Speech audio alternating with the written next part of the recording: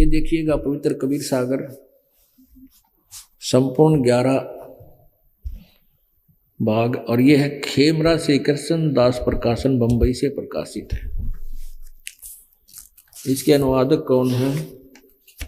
संशोधक करता ये कहाँ से प्रकाशित है? मुद्रक एवं प्रकाशक हैं खेमरा श्री कृष्ण दास, अध्यक्ष श्री वेंकटेश्वर प्रेस, खेमरा श्री कृष्ण दास मार्ग, मुंबई।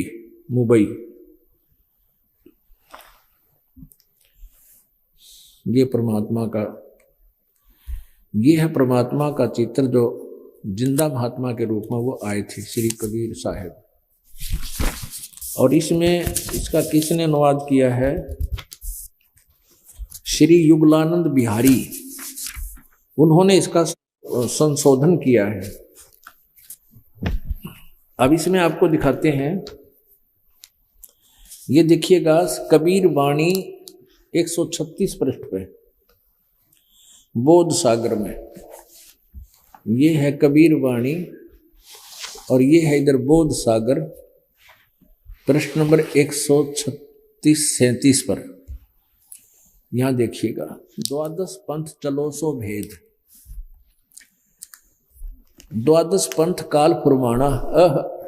अब परमात्मा कबीर जी खुद कह रहे हैं धर्मदास जी को कि इन 12 पंथों में काल का फुरमान यानी उसी का आदेश ज्ञान वहीं तक सीमित होगा, और भूले जीव न जाए ठिकाना, उसके अंदर भ्रमित, वो 12 पंथों के द्वारा भ्रमित लोग जीव आत्मा निज ठिकाने सतलोक नहीं जा सकती।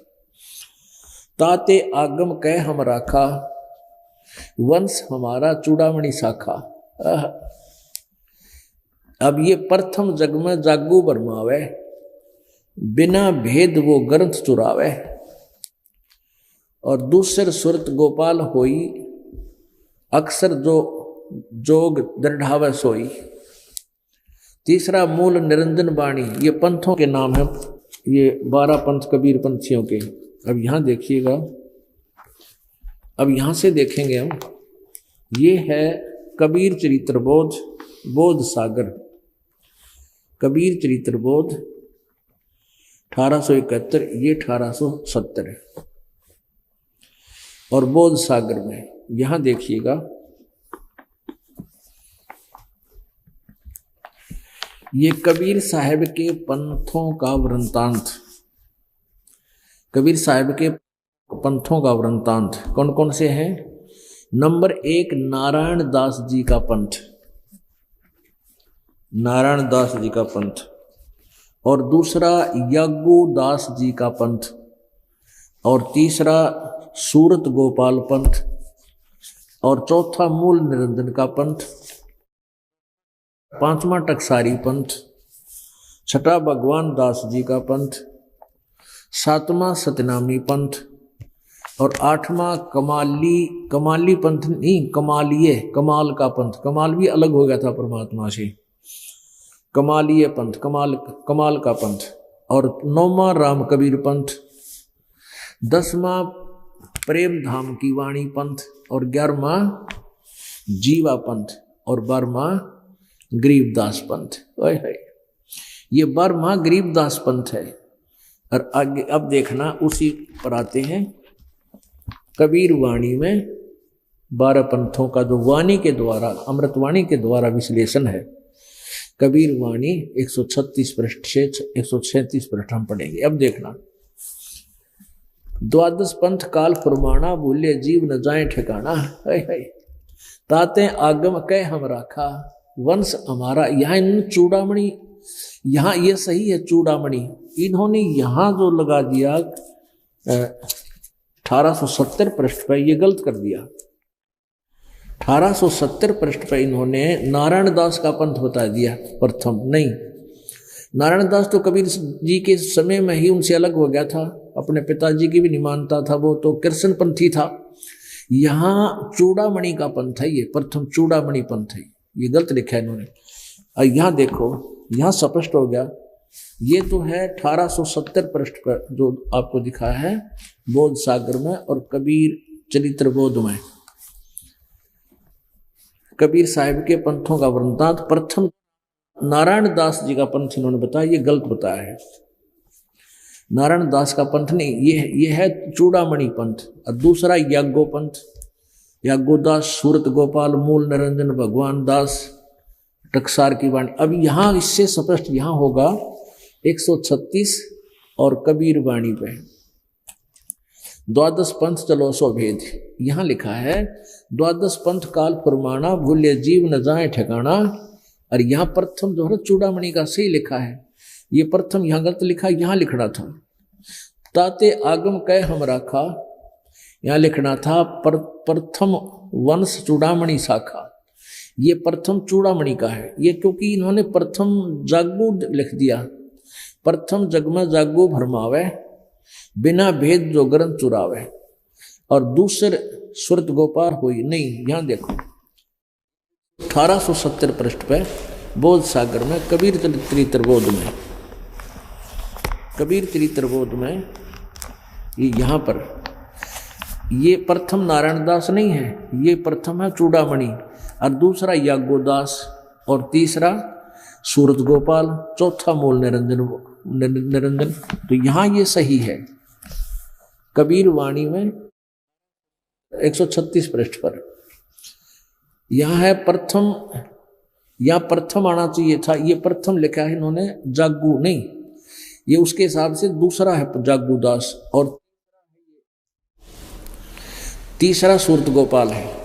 इन्होंने दूसरा सूरत गोपाल लिखा है क्योंकि इनके भेद नहीं पता चलेगा। ये देखो ये तीसरा सूरत गोपाल है और प्रथम ये नारायण दास गलत लिखा है यहाँ पर, ये चूड़ामणि है। दूसरा याज्ञोदास का पंथ है और तीसरा सूरत गोपाल है, चौथा मूल निरंजन। अब यहाँ आइए परमात्मा की वाणी 136 और कबीर वाणी में द्वादश पंथ काल फरमाना, भूले जीव न जाए ठिकाना, ताते आगम कह हम राख्या, वंश हमारा चूड़ामणि शाखा। ये प्रथम चूड़ामणि आना चाहिए और दूसरा जागू, जैसे वहाँ लिखा दूसरा जागू होना चाहिए, ये हम लिखा दूसरा, ये सही है। प्रथम जग में जागू भरमावे, बिना भेद वो गर्म चुरावे। और दूसरा सूरत गोपाल, तीसरा मूल निरंजन, चौथा टकसार और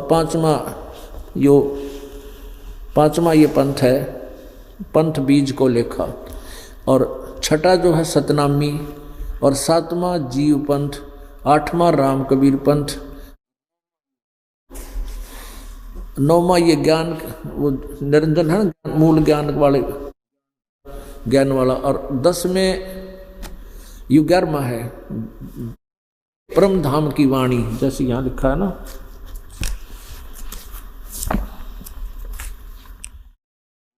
दसवां है प्रेम धाम की वाणी, ये प्रेम धाम की वाणी। और 11वां जीवा पंथ और 12वां है ये गरीबदास पंथ। यहाँ देखना इन्होंने 9वां 10वां लिख दिया। 10वां परम धाम की वाणी, ये 11वां होना चाहिए, 11वां प्रेम धाम की वाणी। और साख हमारी निर्णय ठानी। अब यहाँ है संवत, ये है 12वां संवत 1775 ये 74 है। गरीबदास जी का जन्म सन 1774 में हुआ था और उनको परमात्मा 10 वर्ष बाद सन 1784 में मिले थे। सन 1774 का सन 1717 बनता है और संवत 1784 का संवत सन 1727 बनता है। तो संवत 1775 हुई, ये 74 है, गलती से लिखा गया। तो कबीर गरीबदास जी का जन्म संवत 1774 अर्थात सन 1717 में हुआ था। संवत 1775 सोई, तादिन प्रेम प्रगटे जग सोई। ये है बोध सागर में कबीर वाणी, बोध सागर में कबीर वाणी और पृष्ठ 136-37 से आप जी को पढ़कर सुना रहे हैं। आज्ञा रहे ब्रह्म बोध लावे, कोली चमार सभी के घर खावे। साख हमारी ले जीव समझावे है। परमात्मा कबीर जी कहते हैं मेरी ही साखी लेकर दुनिया ने समझाया करेंगे ये 12 पंथ। असंग जन्म वो ठोर नहीं पावे, क्योंकि उनको यथार्थ ज्ञान नहीं होगा। कबीर जी की वाणी अवश्य वो कहा करेंगे, लेकिन वो उसका अनुवाद ठीक नहीं कर पाओगे। साखी हमारी ले जीव समझावे और असंग जन्म वो ठोर नहीं पावे। बर में पंथ प्रगट हो बाणी, बर में पंथ में प्रगट हव होता यू है नहीं, प्रगट हव वाणी, यानी मेरी महिमा की वाणी बर में पंथ के पंथ प्रवर्तक गरीबदास द्वारा प्रगट होएगी। और शब्द हमारे का निर्णय ठानी, उनके अनुयायी मेरे ही उन शब्दों का, मेरी महिमा की वाणियों का निर्णय करा करेंगे। पर अस्थिर घर का मर्म ना पावे, ये 12 पंथ हम ही को झावे। देख लो, वो पहले अस्थिर घर माने सतलोक में स्थायी स्थान नहीं पा सकते, भले ही वो कबीर कबीर करा करेंगे 12 पंथ वाले। और 12 पंथ हम ही चल आवे। ओए परमात्मा कहते हैं कबीर जी 12वें पंथ में हम ही चलकर आवेंगे, आगे गरीबदास वाले पंथ में आगे चलकर हम ही चल आवें। 12 पंथ हम ही चल आवें और सब पंथ मिट एक ही पंथ चलावे। ओहो। और धर्मदास से कहा था, धर्मदास जी अभी तुम इस बात को प्रकट ना करना, इस मूल ज्ञान को, तब लग बोधो कुरी चमारा, फिर तुम बोधो राज दरबारा। प्रथम चरण कलयुग निर्याना, प्रथम चरण में कलयुग के अंदर तब मगर मांडो मैदाना। वो प्रथम पीढ़ी थी जो परमात्मा मगर से सह शरीर गए थे, और अब ये बिचली पीढ़ी आ गई। अब परमात्मा की दया से अब ये बिचली पीढ़ी है। प्रथम चरण कलयुग में प्रथम जो पीढ़ी होगी, प्रथम चरण होगा, तब वो मगर से मैं सतलोक जाऊंगा, तब मगर मांडो मैदाना। अब क्या बताया नीचे, धर्मदास मोरी लाख दुहाई और मूल शब्द बार न जाई। बाहर, ये गलत लिख रखा है, मूल शब्द बाहर न जाई। पवित्र ज्ञान तुम जग में भाखो, मेरी महिमा तो गाते रहो ताकि हमारी सतिथि बनी रहे। और मूल ज्ञान तुम गोई रखो। ओए होए, मूल ज्ञान गोई तुम रखो। इस यथार्थ ज्ञान को अभी गुप्त रखना, प्रगट मत करना। मूल ज्ञान जो बाहर पढ़ी, मूल ज्ञान जो बाहर पढ़ी, ये बिचली पीढ़ी हंसनी तरही। 33 अरब ज्ञान हम बाखा, लेकिन मूल ज्ञान हमने गुप्त ही रखा। मूल ज्ञान तुम तब लग छुपाई, जब लग 12 पंथ मिट जाई। अब पुण्यात्माओं, अब क्या बताया है कि ये 12 पंथ गरीबदास जी समेत 12 पंथ हैं, और भी आगे और पंथ भी चलेंगे, जैसे ये राधा स्वामी, धन धन सतगुरु, बाल योगी, सर फलाने चल रही है, सारे काल के पंथ हैं। और कबीर जी की वाणी लेकर ही ये अपना पंथ, अपनी डफली बजा रहे हैं, लेकिन इनके पास यथार्थ ज्ञान नहीं है। ये जितने भी कबीर पंथी हैं इस दास के अतिरिक्त, ये सब डुप्लीकेट हैं। इन डुप्लीकेट का अर्थ ये है कि इनके पास यथार्थ ज्ञान नहीं है, इनके पास यथार्थ भक्ति के मंत्र नहीं है। यदि किसी को ये ज्ञान भी है, कबीर सागर को पढ़ के कबीर जी भगवान हैं, तो लास्ट में वो कहते हैं कबीर तो सतगुरु हैं, और सतलोक में सतपुरुष निराकार है, प्रकाश ही प्रकाश है। दूसरा उनके पास वो मंत्र नहीं, वो 3 नाम के जाप नहीं, जिससे वो अपना भी जीवन व्यर्थ कर रहे हैं और भोली इन आत्माओं का भी जीवन नष्ट कर रहे हैं। अब एक प्रमाण और दिखाते हैं इसी कबीर वाणी कबीर बोध सागर में। देखिएगा, आप जी ने ये पढ़ा, कबीर वाणी पढ़ी और 137 पर पढ़ा बोध सागर वाले में। ये 12 पंथ संवत 1774 हुई, ता दिन प्रेम प्रगट है जग सोई। अब यहाँ इसका एक प्रमाण 134 पृष्ठ पर भी क्लियर किया है, यही कबीर वाणी बोध सागर में। ये देखिएगा, वंश प्रकार। प्रथम वंश उत्तम, ये चूड़ामणि के विषय में लिखा है। कबीर जी के जो वंश आएंगे कहते वो प्रथम वंश उत्तम शब्द से चला था परमात्मा की ये। और दूसरा वंश अहंकारी, दूसरा कौन है ये? दूसरा है यागुदास। देखिए दूसरा यागुदास, तीसरा सूरत गोपाल, इनके बारे में है ये। प्रथम वंश उत्तम ये चूड़ामणि जी, दूसरा वंश अहंकारी, तीसरा वंश प्रचंड, ये तीसरा लिया है जिन्होंने सूरत गोपाल, और चौथा मूल निरंजन, चौथा वंश बिरहे, पांचवा वंश निद्रा, छठा वंश उदास, सातवां वंश सत्यान चतुराई, आठवां द्वादश पंथ विरोध, और नौवें वंश पंथ पूजा, 10वें वंश प्रकाश, और 11वें वंश प्रगट सारा, 12वें वंश गरीबदास के पंथ के बारे में कहा है।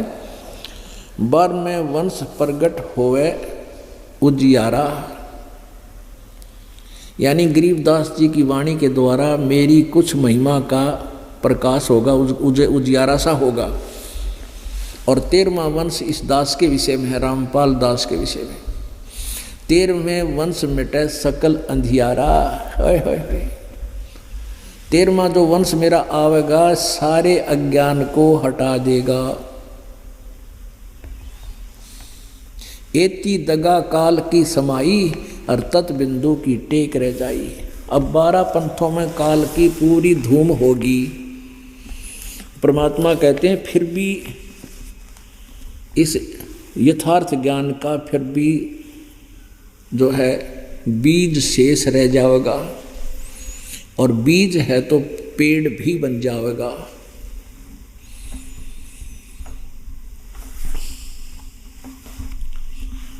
अपनात्मा ये कबीर सागर दास ने नहीं लिखा, ये कबीर पंथियों द्वारा ही लिखा गया है। लिखा तो धर्मदास जी ने है, लेकिन लिपिबद्ध इन्होंने किया है। और इन कबीर पंथियों ने इसमें कुछ गड़बड़ी भी कर रखी है। जगह जगह उन्होंने कुछ स्थानों पर गड़बड़ करने की चेष्टा की है, लेकिन वो फिर भी स्पष्ट सच्चाई को छुपा नहीं सके। फिर इसी कारण से परमात्मा ने गरीबदास जी के माध्यम से अपनी महिमा की वाणी पुनः प्रकट करवाई, और जिसके विषय में ये दास आपको रह रहकर बता रहा है। अब प्रसंग चल रहा था गीता जी अध्याय नंबर 7 के श्लोक नंबर 19 में के बहुनाम जन्मानाम अंते ज्ञानवान माम प्रपत्ते वासुदेव सर्वमिति सहमात्मा सुदुर्लभ है। ये बताने वाला कि वो सर्वशक्तिमान ही वही पूर्ण परमात्मा है, वही पूजा के योग है। ये ज्ञान देने वाला इस पृथ्वी पर संत बड़ी मुश्किल से मिलेगा। तो गोपाल दास जी ने गरीबदास जी के द्वारा बोला गया ये वाणी, जो अभी आपने पढ़ा कबीर वाणी बोध सागर पृष्ठ 136 और 137 पर है। इसमें आपने पढ़ा कि 12वें वंश हुए उजियारा, और 13वें वंश मिटे सकल अंधियारा। अब ये दास जो 13वां वंश है, इसके बाद कोई संत नहीं रहेगा। ये परमात्मा ने ये आधुनिक उपकरण इसलिए बनवाए हैं क्योंकि नकली गुरुआ ने काम बिगाड़े सदा ही। परमात्मा कबीर जी आए, उसके बाद सारे ने काम बिगाड़ दिया। गरीबदास जी को परमात्मा मिले, उन्होंने सही ज्ञान दिया, लेकिन उनके अनुयायियों ने, महंतों ने, पंथों ने, संतों ने उसको उस ज्ञान का कति बट्ठा बैठा दिया। अब 13वें वंश के बाद, इस दास के बाद आधुनिक उपकरणों के माध्यम से ये सारा ज्ञान सीडी कैस्टों के माध्यम से चलेगा। इन्हीं के माध्यम से उपदेश हुआ करेगा। कोई दूसरा प्रभु बनेगा नहीं, क्योंकि प्रभुता जीव की शत्रु होती है। तो गरीबदास जी के द्वारा लिपिबद्ध कराई गई वो वाणी गरीबदास जी के अनुयायी पढ़ने लगे। गरीबदास जी के जो शिष्य बने उन्होंने गरीबदास जी की वाणी का पाठ प्रारंभ किया। जैसे कोई वाणी कुछ ले लेते, कुछ उसको पढ़ते पढ़ाते ज्ञान प्रचार करते। ऐसे ही एक गरीबदास जी का भक्त पंजाब में लुधियाना के पास एक वासियर गांव है, पिंड। उस वासियर पिंड में एक तालाब के किनारे गर्मियों के दिन थे, गर्मी का मौसम था। सुबह सुबह एक तालाब के किनारे स्नान करके और बैठ के गरीबदास जी की ये वाणी पढ़ रहा था। एक राम राय नाम का एक बहुत बड़ा किसान, वो सुबह सुबह शहर को गया था और पंजाब के व्यक्ति परमात्मा की इस संतों की वाणी के बड़े श्रद्धालु होते हैं, इनकी बहुत रुचि होती है। जो ही उस राम राय नाम के व्यक्ति के कानों में परमात्मा की वाणी, संतों की वाणी गूंजी, वो उस संत के निकट जाकर बैठ गया। उन्हें काफी देर तक अपना सुबह का नित्यनेम किया उस गरीबदास के भक्त ने, और राम राय जी उसको सुनते रहे। जब उन्होंने अपना क्रिया पूरी कर ली तब उनसे पूछा, हे भक्त, ये किसकी वाणी है? उन्होंने बताया कि हमारे गुरुजी के द्वारा उन्हीं की बोली हुई वाणी है। राम राय जी ने पूछा कि ये महात्मा क्या अभी शरीर में है या शरीर छोड़ गए?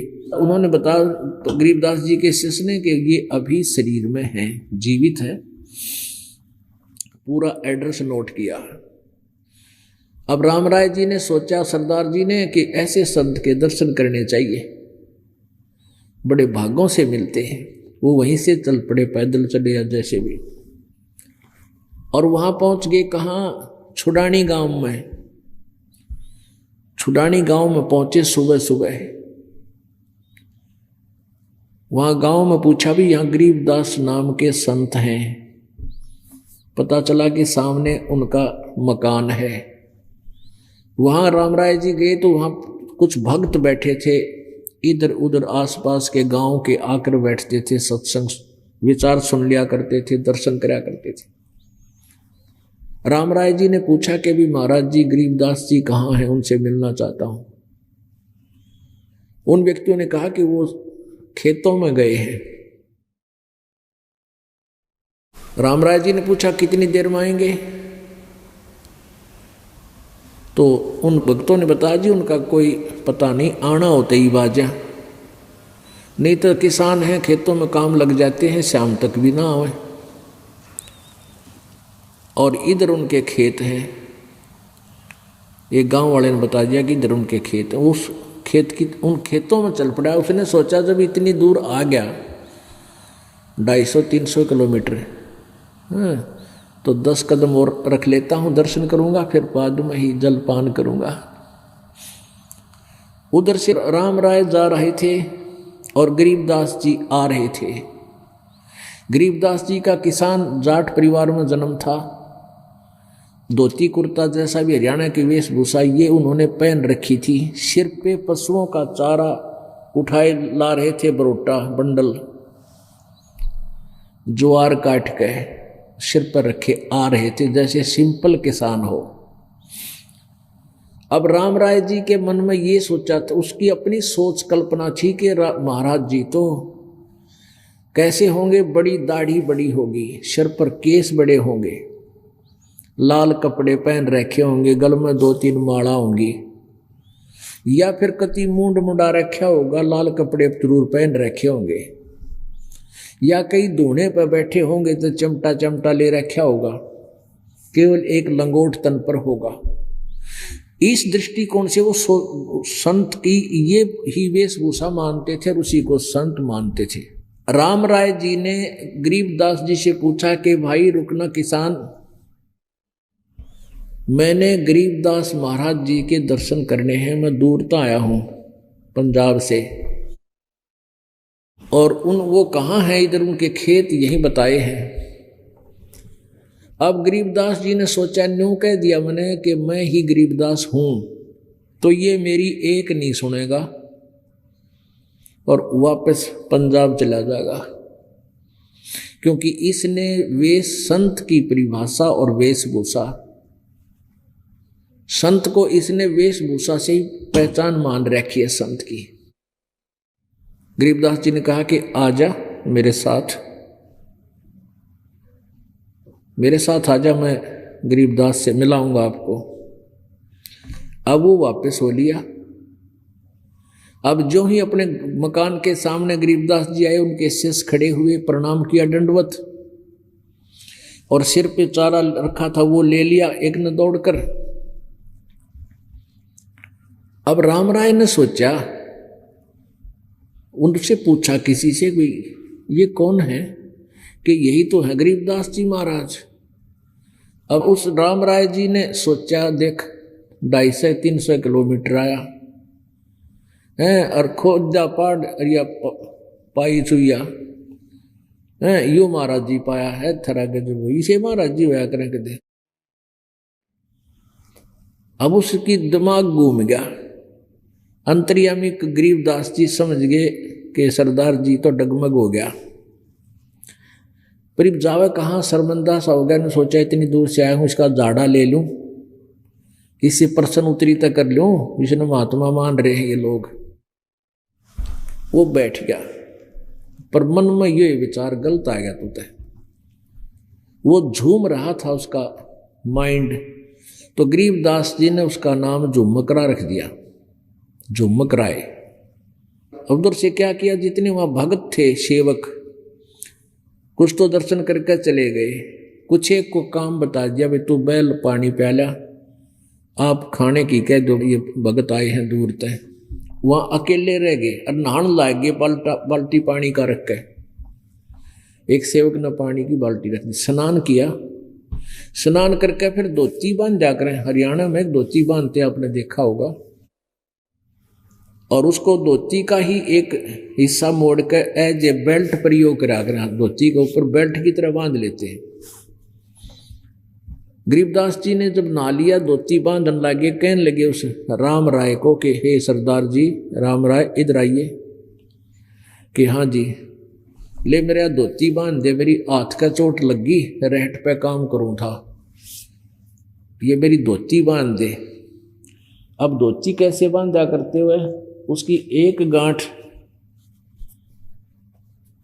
एक शिरा धोती का लेकर ऐसे कर लिया करते थे ऐसे, और उसके 4 अनु बांधा करते शरीर के तागड़ी की जगह, जैसे बेल्ट बांधते हैं। तो उसने राम राय ने वह न्यू करी हुई धोती गरीबदास जी के चारों तरफ से लाकर शरीर के और गांठ लाना चाहा, तो वह शरीर के मां के निकल कर धोती का गांठ लागी, शरीर के अंदर से निकल आया धोती, वो चद्दर। राम राय ने सोची धोखा लग गया तेरे, दोबारा फेर करी, दोबारा फेर करके नो खींची, शरीर में निकला गांठ धोती गए।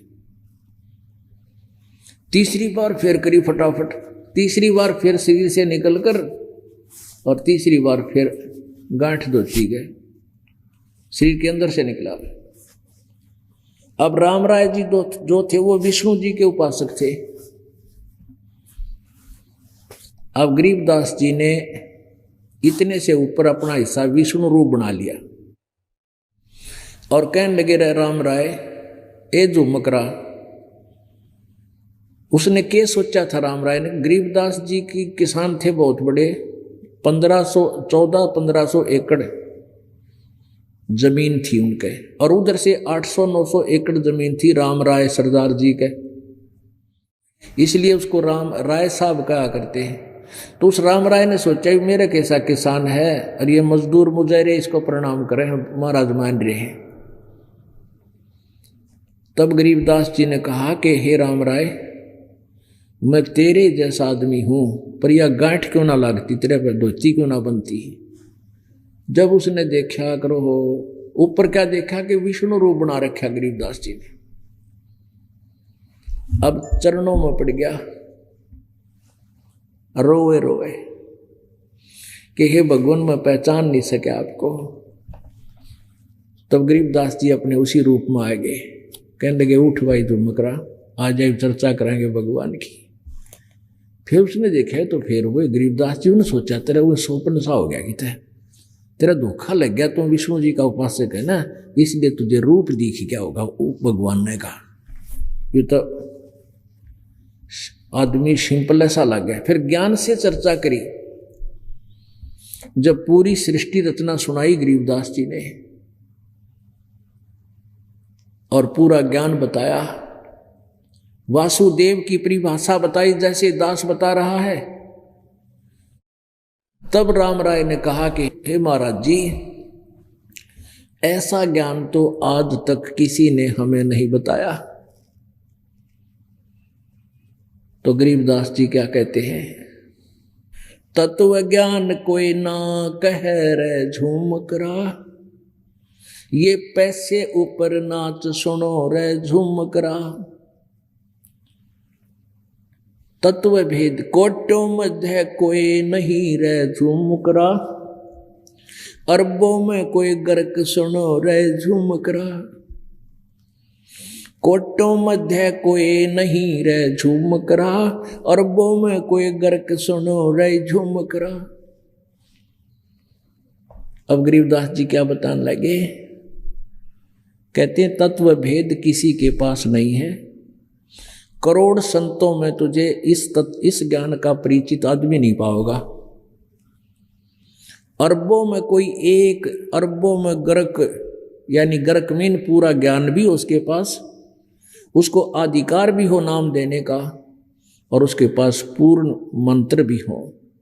ऐसा संत तुझे अरब संतों में, अरब गुरुओं में एक मिलेगा, अरबों में,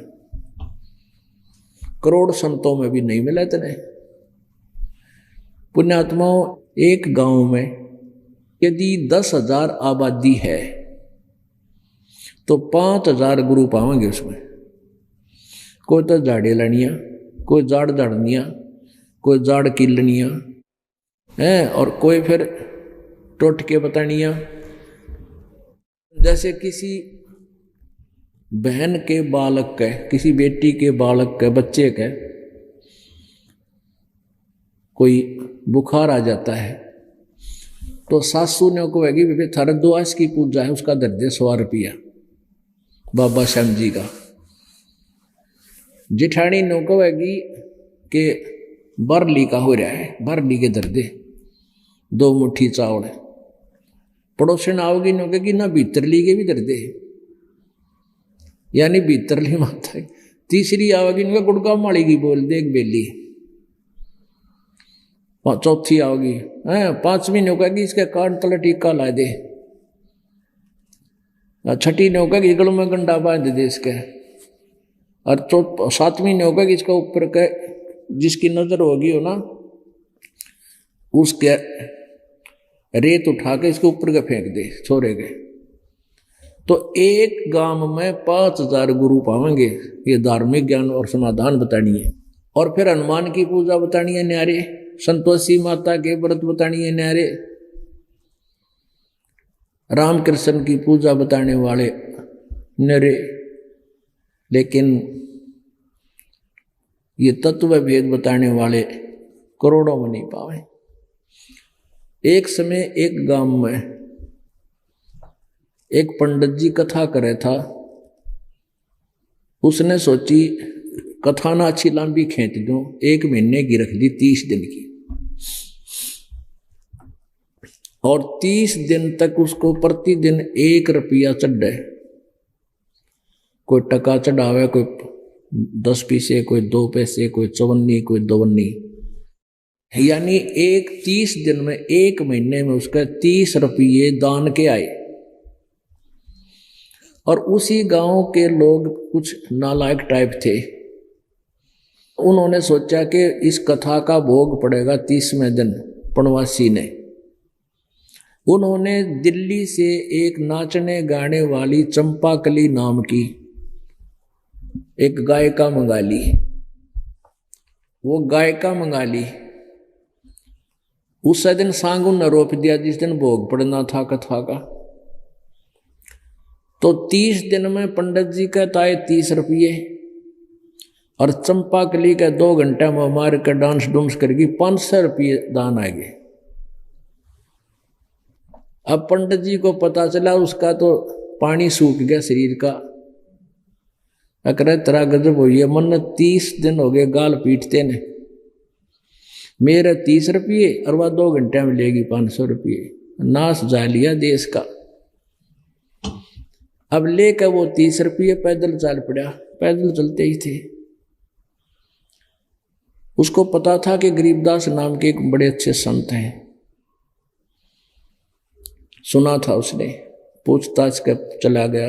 गरीबदास जी अपने मकान महल के सामने बरंडे में बैठे, 10-5 भगत आ जाया करते हुए बैठे। अब उसका मनीराम नाम था पंडित जी का, मनीराम। अब पंडित जी उसकी वेशभूषा पंडित का पता है, लाल अंगोछा टांग रखा, मार तलक रखा। तो सबने कहा आओ पंडित जी, आसन दे दिया, बढ़िया है बैठने का, बैठो, आ जाओ आ जाओ। तो पंडित जी कहने लगा कि महाराज जी नाश जा लिया दुनिया का है, कितना दीन धर्म नहीं रह रहा है, कति कलयुग आ गया। अब नोना क्या बीमारी के है।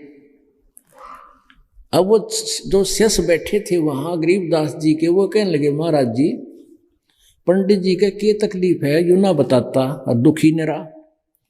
तो गरीबदास जी कहने लगे वह फूटी ज्ञान विवेक की, अंधा है जगदीश, और चंपाकली का 5 से मनीराम का 30 झगड़ा यूं है भाई।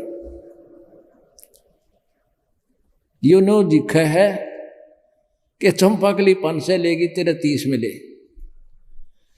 तो इसे ये कथाकार लालच के लोभ में कहते तत्व भेद कोई ना कह रे झुमकरा, ये पैसे ऊपर नाच सुनो रे झुमकरा। बोलो सतगुरुदेव।